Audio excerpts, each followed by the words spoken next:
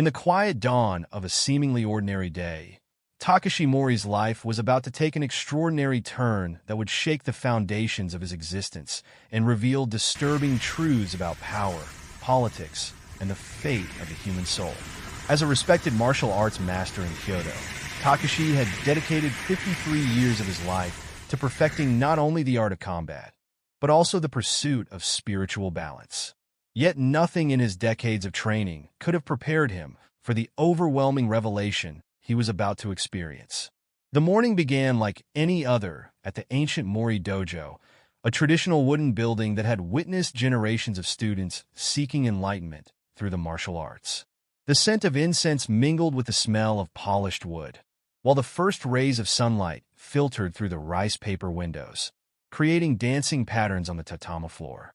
Takashi, in his impeccably pressed white GI and his black belt worn with age, prepared for a special demonstration before a group of local dignitaries and senior students. What no one knew, not even Takashi himself, was that this day would mark the beginning of a journey that would transcend the boundaries between life and death, revealing uncomfortable truths about those who hold power in our world. The demonstration he was about to perform would not only be his last as a martial arts master, but also the portal to a revelation that would forever change his understanding of politics, power, and the very nature of the human soul. The dojo was packed to the brim, with more than 200 people sitting in seiza, the traditional Japanese position, waiting in anticipation. Among those present were local politicians, influential businessmen, and several of his most dedicated students. The air was thick with anticipation as Takashi prepared to demonstrate the most advanced techniques of the art he had honed for more than 5 decades. The movements began with the fluid grace that had always characterized his demonstrations. His hands moved like water, his feet barely seeming to touch the ground as he executed the most complex katas of the ancient martial art. The spectators held their breath, captivated by the precision and beauty of each movement. However, as the demonstration reached its climax, something began to change. It was in the middle of a particularly demanding sequence that Takashi felt the first hint that something was wrong. A sharp pain, like an ice dagger piercing his chest, hit him with an intensity he had never experienced before. His movements, normally fluid as river water, became stiff and jerky. The world around him began to blur, the faces of his students and dignitaries turning into blurs of color. The sound of his own heart pounded in his ears like a distant drum, each beat weaker than the last. The worried voices of his students reached him as if they were coming from far away, passing through an increasingly long and dark tunnel. As his body collapsed onto the tatami, Takashi experienced a feeling of detachment, as if his consciousness was gently separating from his physical form. What followed was an experience that would challenge everything Takashi had believed about life, death, and the nature of power. His consciousness found itself floating in an undefined space, a place where light and dark seemed to merge into impossible patterns. There was no up or down, no north or south. There was only an overwhelming sense of movement toward something he could not fully understand. The transition was gradual and disconcerting. The familiar atmosphere of the dojo vanished completely, replaced by a landscape that no human mind could have imagined in their darkest nightmares. The air, if it could even be called that, was thick and heavy, laden with the weight of countless regrets and regrets. The very atmosphere seemed to be permeated with pain and remorse. As his senses adjusted to this new environment, Takashi began to make out shapes in the gloom. These were no ordinary shadows, but twisted silhouettes that moved with palpable agony. Each figure seemed to be wrapped in chains that glowed with an unnatural glow, emitting a heat that provided no light or comfort, only eternal torment. The first voices that reached his ears were tormented whispers, fragments of conversations that spoke of lost power, fateful decisions, and the corruption of the human soul. Little by little, these voices began to take shape, materializing into figures Takashi recognized from newspapers, television, and official ceremonies he had attended over the years. Among the tormented souls, Takashi recognized a former prime minister, whose face had once graced election posters with promises of prosperity and change. Now, that same face was contorted with pain and regret, his sunken eyes reflecting the weight of every lie uttered, every promise broken, every life destroyed on the altar of political ambition. Another spirit that came close was that of a regional governor Takashi had known personally. In life, she had been an elegant and charismatic woman, known for her passionate speeches about social justice and progress. Now, her spectral form was chained to physical manifestations of her own empty words, each unfulfilled promise another link in the chains that imprisoned her. As more souls came forward, Takashi began to notice a disturbing pattern. Each of these figures had held a position of power in life, and each had succumbed to the same temptations: greed, pride, manipulation of the masses for personal gain. Their confessions flowed like a river of guilt and regret, each word laden with the weight of lives destroyed and trusts betrayed. A senator who had built his career on promises to fight corruption revealed how he had diverted funds intended for public hospitals into private accounts in tax havens. A mayor who presented herself as a defender of the poor confessed to having accepted bribes from property developers to evict low-income families from their homes. Amid the confessions and lamentations, a different figure emerged. It was an old man whose face, though marked by suffering, retained a vestige of dignity.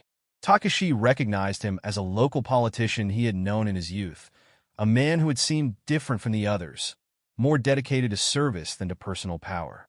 This spirit approached Takashi and began to speak in a voice that resonated with painful wisdom. Takashi, what you see here is not just a punishment. It is a natural consequence of our choices. Each of us rose to power with intentions we believed to be noble, but we became lost in the labyrinth of ambition and ego. Hell is not a place that was forced upon us. It is the inevitable result of having lived lives dedicated to the accumulation of earthly power while ignoring the deeper truths of the spirit. The old man continued his tale in a voice that seemed to echo from the depths of time. Every decision we made, every law we signed, every negotiation we entered into had consequences that reached far beyond newspaper headlines or election cycles. We built our careers on empty promises and rehearsed smiles, while our souls withered under the weight of hypocrisy.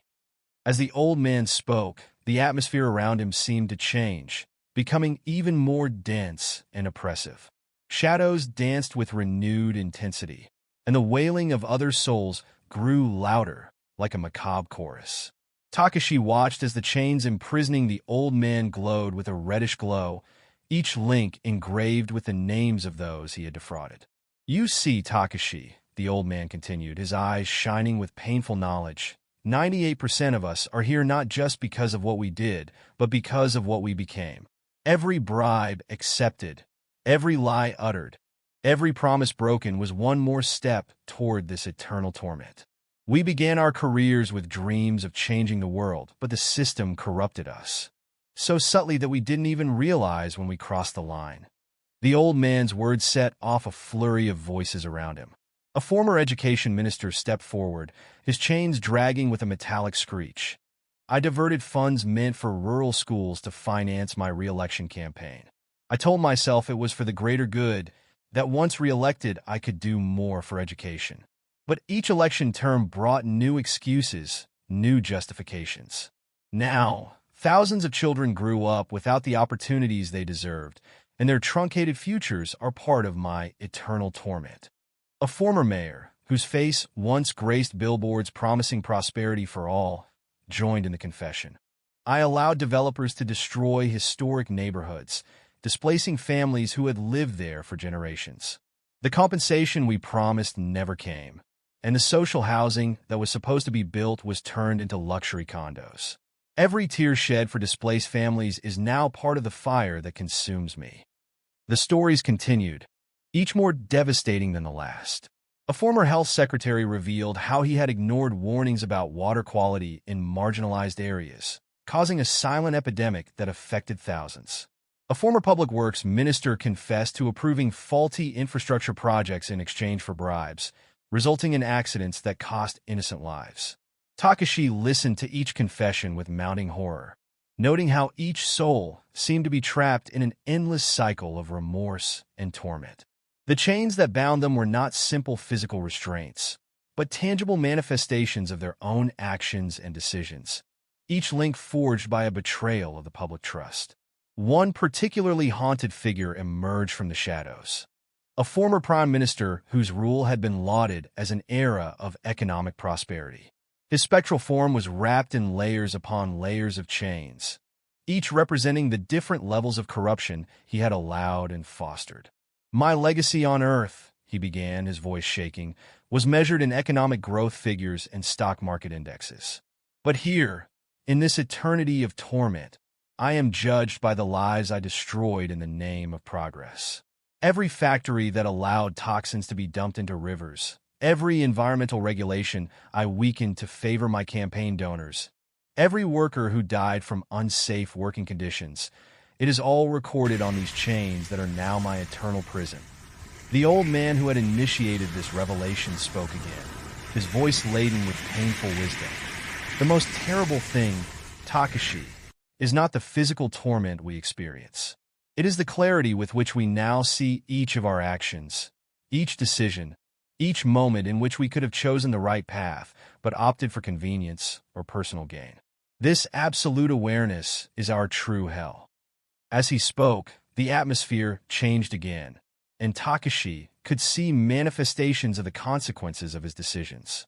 He saw rundown hospitals where funds for medical equipment had been siphoned off, abandoned schools where educational resources never arrived, communities devastated by development projects that benefited only a few. "But there's something else you should know," the old man continued, his voice taking on a tone of urgency. "The 2% who aren't here, those few who escaped this fate, didn't do so by being smarter or more adept at hiding their misdeeds. They succeeded because they never lost sight of their true purpose: to serve others. They maintained their integrity even when it cost them elections, power, or wealth." The old man's words resonated with a profound truth that shook Takashi to his core. He understood that he was witnessing more than just confessions. He was witnessing the eternal consequences of the corruption of power and the betrayal of public trust. One former judge, whose chains seemed particularly heavy, approached with hesitant steps. "We believed we were you, untouchable, that our positions would protect us from the consequences of our actions. But here, in this eternity of torment, we understand that every decision we made, every sentence we sold, every justice we denied, wove the web of our own condemnation." The revelations continued, each story more shocking than the last. A former environment minister confessed to allowing the destruction of entire ecosystems in exchange for corporate bribes. A former treasurer revealed money laundering schemes so complex they had drained enough resources to have eliminated poverty in entire provinces. The horror of these revelations was amplified by the clarity with which each soul now understood the full extent of its actions. There was no self-deception here, no justifications or rationalizations. Only the naked truth and the crushing weight of responsibility. The tragedy, the old man reflected, is that many of us start out with genuine ideals. We want to change the world, to improve people's lives. But power has a subtle way of corrupting, of transforming even the best intentions into something monstrous. It begins with small concessions, seemingly insignificant compromises. Before you know it, you're so deeply entangled in the web of corruption that you can't see a way out. The old man's words were interrupted by the collective wailing of the tormented souls, a sound that seemed to contain all the pain and regret in the world. Takashi watched as the chains imprisoning these souls glowed with a renewed intensity, each flash revealing new layers of betrayal and corruption. "But your presence here serves a purpose, Takashi," the old man continued, his voice taking on a tone of urgency. "You are not meant to share our torment. You have been chosen to bear witness, to bring this truth back to the world of the living. For as long as there is life, there is hope for change." The gravity in the old man's voice echoed through the hellish space as he continued. "Takashi, your role as a witness to these truths carries with it a sacred responsibility. You must understand that what you see here is not merely divine punishment, but the natural result of a system that has lost its moral compass.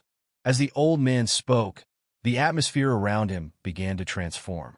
Shadows moved as if alive, projecting images of secret meetings in luxurious offices, briefcases full of money changing hands in dark parking lots, and documents being destroyed on silent nights.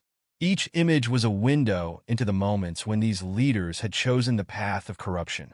"Look carefully," the old man said, gesturing toward a new wave of approaching souls. "Each of these spirits has a story that confirms a universal truth. Power without virtue is a curse that consumes both the one who wields it and those upon whom it is wielded." A group of former lawmakers materialized, their spectral forms intertwined in a macabre dance of shared guilt. Their voices blended into a cacophony of confessions. "We voted for laws we knew would hurt millions just because lobbyists lined our pockets.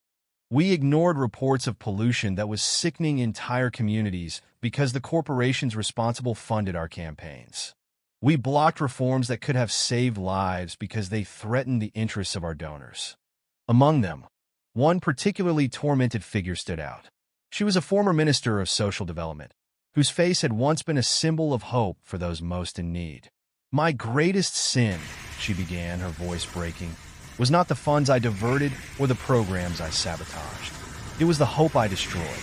Every time I appeared on television promising help I knew would never come, I was sowing seeds of despair in those who most needed to believe in the system."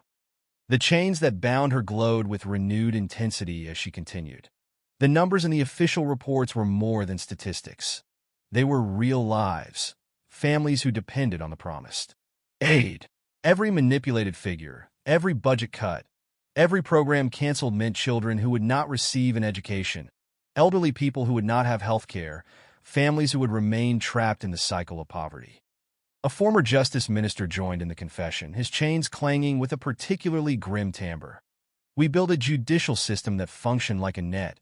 It caught the little guys while letting the big predators through.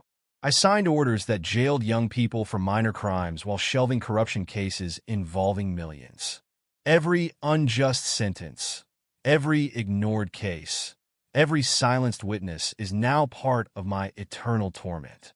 Takashi's elderly guide nodded gravely. "Do you see the pattern, Takashi? It is not just individual corruption that dooms us, but complicity in a system that perpetuates injustice. Each of us had moments of clarity, moments when we could have chosen differently, but fear of losing power, prestige, or wealth kept us on the path to perdition."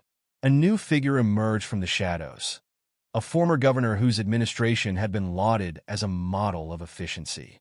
His spectral form was marked by scars that glowed like lines of fire. The efficiency they so praised, he explained bitterly, was built on human suffering. "We cut essential services and called it value for money.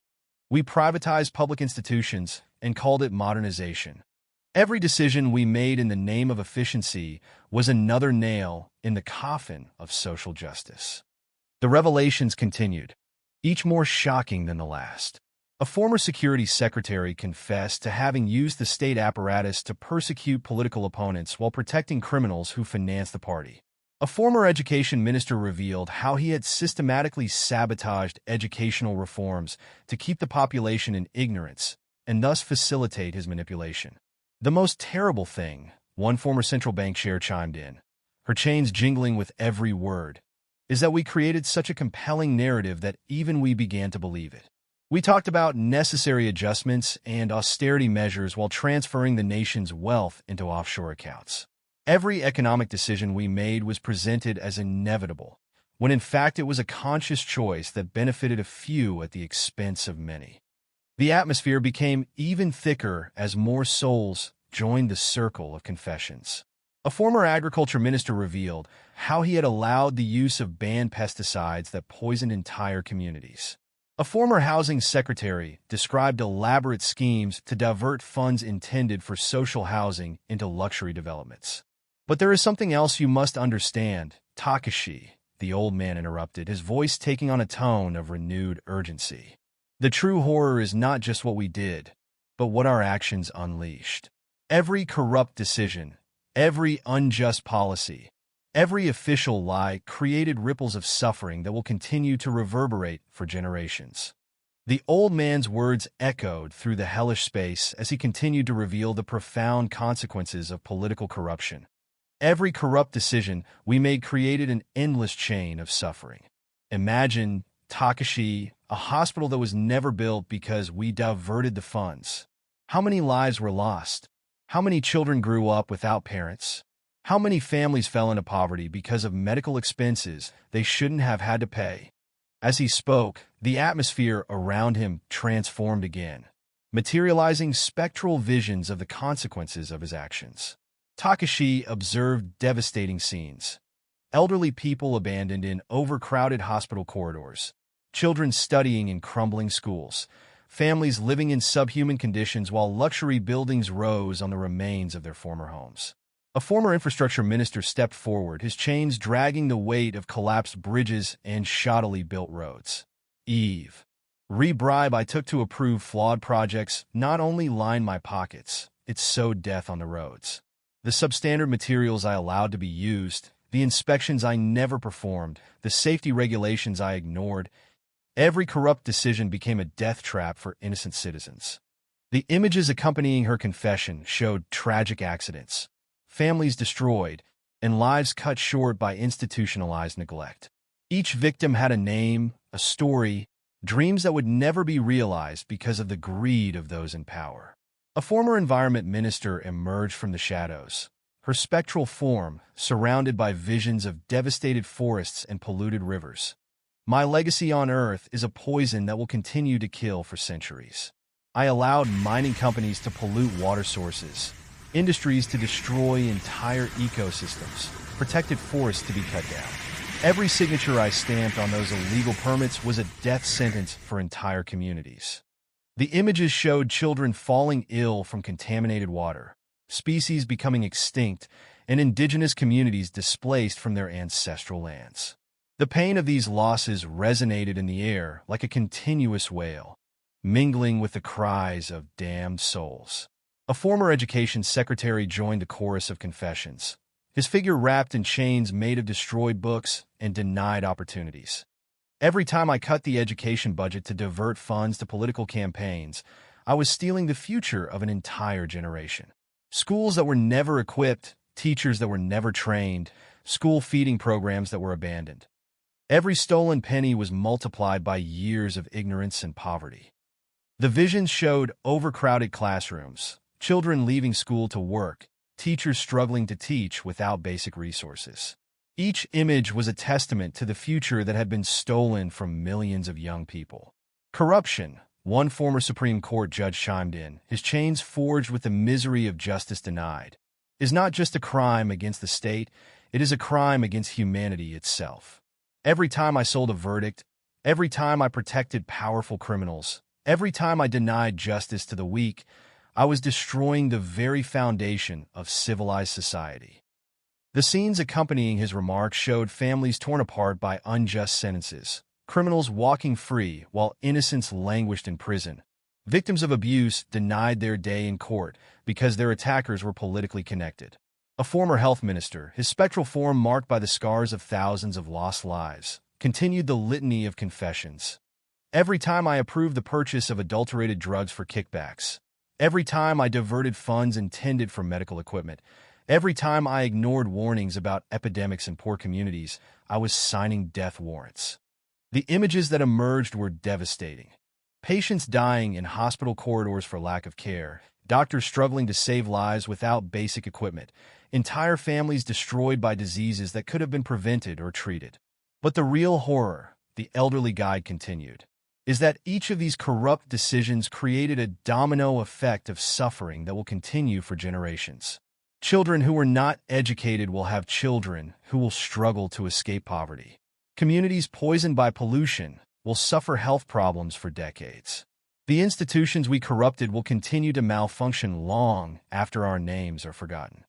A former social development minister, her chains made of broken promises and shattered hopes, added, "We created a system where poverty is inherited like a curse. Every social program we sabotaged, Every aid fund we diverted, every policy we corrupted, contributed to creating an endless cycle of misery and despair.